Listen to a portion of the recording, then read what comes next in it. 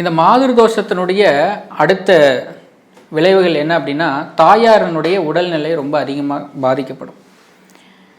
அதே மாதிரி இந்த தாய் வழி உறவுகள் மீது அதீத பற்று இருக்கும். மாதுர் தோஷம் இருக்குது அப்படின்னாவே, இப்போ ஒரு தோஷம் என்ன செய்யும், அந்த தோஷத்தை அனுபவிக்கணும்னா எங்கே போகணும், அந்த இடத்துக்கு போனால் தான் அனுபவிக்க முடியும்.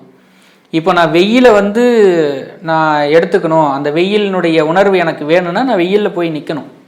அந்த மாதிரி ஒரு தோஷம் இருக்குது, இப்போ பிதிர் தோஷம் இருக்குது அப்படின்னா அந்த தந்தை வழி உறவினர்களை விட்டு வெளியில் வரமாட்டாங்க. அதே மாதிரி அந்த பூர்வீக சொத்துக்களை விட்டு வெளியில் வரமாட்டாங்க. ஏன்னா அங்கே போனால் தான் அந்த தோஷமே முதல்ல வேலை செய்யும். ஏன்னா அந்த தோஷத்தை அனுபவிக்கிறது தான் அவங்களுடைய கர்மா. அப்படிங்கிற பட்சத்தில் அவங்க அங்கே தான் இருப்பாங்க, அங்கே தான் இருக்க தோணும். அதிலிருந்து வெளியில் வரணுன்ற எண்ணமே பாதி பேருக்கு வராது. அதே மாதிரி தான் மாதுர் தோஷமும். மாதுர் தோஷத்தில் அந்த தன்னுடைய தாய் வழியில் இருக்கக்கூடிய அந்த உறவினுடைய உறவு முறைகளை நம்ம கொஞ்சம் டிஸ்டன்ஸ் கீப்பப் பண்ணோம். ஆனால் என்ன, ஃபஸ்ட்டு அவங்க தான். இப்போ சந்திரன் ராகு சந்திரன் கேது ஒரு சேர்க்கை இருக்குன்னா ஃபஸ்ட்டு யாரை பிடிக்குன்னு கேட்டால் அம்மாவை தான் பிடிக்குன்னு சொல்லுவாங்க. இதற்கு அடுத்தபடியாக சந்திரனோட மாந்தி இணையும் பொழுது இது ரொம்ப கடுமையான பாதிப்புகளை கொடுக்கும். இந்த உடல் ரீதியில் உடலில் என்ன நோயின்னு தெரியாமல் இருக்கக்கூடிய அத்துணை பேருக்கும் இந்த கடுமையான மாதுர் தோஷம், சந்திரன் மாந்தி, இந்த தொந்தரவுகள் இருக்கும். இந்த மாந்தி சம்மந்தப்படும் பொழுது என்ன நோயின்றதை சீக்கிரம் கண்டுபிடிக்க முடியாது, அவ்வளோ எளிதில் கண்டுபிடிச்சிடவும் முடியாது. இவங்களுக்கு நோய் இருக்கிறதாவே யாருக்கும் தெரியவும் தெரியாது. அவங்க சுறுசுறுப்பாக இருக்க மாட்டாங்க, எந்த வேலையும் செய்ய முடியாது. ஒரு நபர் இருக்காங்க அவ்வளோதான் அப்படின்றது தான் இந்த மாதுர் தோஷத்தினுடைய எட்ஜு. ஸோ கோமா ஸ்டேஜில் போகிறது எல்லாமே இந்த மாதுர் தோஷத்தினுடைய எட்ஜு. இது எப்படியெல்லாம் நியூட்ரல் பண்ணும் அப்படின்னா, உடல் மன ரீதியான பிரச்சனைகளை ஏற்படுத்தி மட்டும்தான் நியூட்ரல் பண்ணும். அதே மாதிரி இந்த சந்திரனோட மாந்தி இணைந்து இருக்கும் பொழுது அசைவத்தின் மீது அதீத பிரியம் இருக்கும். நான் இன்றைக்கி சாப்பிட்டு வாரத்தில் 7 நாள் அசைவம் சாப்பிடக்கூடியவங்களுடைய அவர்களுக்கு கண்டிப்பாக இந்த மாதுர் தோஷமும் மாந்தி தோஷமும் இருக்கும்.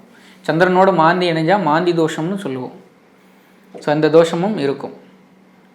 ஸோ இதெல்லாம் அவங்க கொஞ்சம் அவாய்ட் பண்ணலான்னா கண்டிப்பாக முடியவே முடியாது. அவர்களுக்கு எண்ணமே அங்கே தான் போகும். அந்த எண்ணத்திலிருந்து கொஞ்சமாவது விடுபட்டால் மட்டும்தான் அந்த தோஷத்திலிருந்து நம்மளும் கொஞ்சம் விடுபட்டு வெளியில் வர முடியும். முதல்ல நம்மளைய சரி பண்ணிக்கணும். ஃபஸ்ட்டு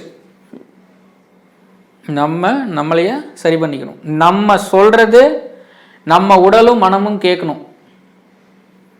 பரவாயில்ல பார்த்துக்கலாம் அப்படின்ற எண்ணத்தோடு எந்த ஒரு செயலையும் செய்யக்கூடாது. பின் விளைவுகளை அறிந்தும் ஒரு செயலை செய்யும் பொழுது அது ரீதியிலான நடக்கக்கூடிய பிரச்சனைகளை நம்ம தான் அனுபவிச்சாகணும். அதில் எந்த ஒரு மாற்று கருத்துக்களும் கிடையாது. ஸோ இந்த மாதுர் தோஷத்தை பொறுத்த வரைக்கும்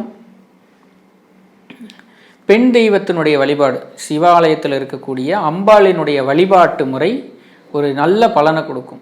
அந்த அம்பாளினுடைய வழிபாடு எப்படி இருக்கணும்னா, நான் கோயிலுக்கு போகிறேன் சார், விளக்கு போடுறேன், சாமிக்கு மாலை வாங்கி போடுறேன், அர்ச்சனை பண்ணுறேன், இதை தாண்டி மனமுருக பிரார்த்தனை பண்ணணும். குறைஞ்சபட்சம் ஒரு 30 நிமிடமாவது அந்த ஆலயத்தில் அந்த தெய்வத்தின் சன்னதி முன்னாடி அமர்ந்து பிரார்த்தனை பண்ணணும். நம்ம கோவிலுக்கு போகிறதே உள்ளே போகிறோம், சாமி கும்பிட்றோம், வெளியில் வரோன்றத இல்லாமல் அங்கே போய் அந்த வைப்ரேஷனை நம்ம உணரணும். நம்மக்கிட்ட இருக்கக்கூடிய இந்த ஆறாவை நம்ம இன்க்ரீஸ் பண்ணிக்கிறதுக்கு அந்த இடம் மட்டும்தான் சரியான இடம். அதுக்கு தான் நம்ம கோவிலுக்கு போகிறோம். பெயர் அளவில் நம்ம கோவிலுக்கு போகிறதுல எந்த பலனும் இல்லை.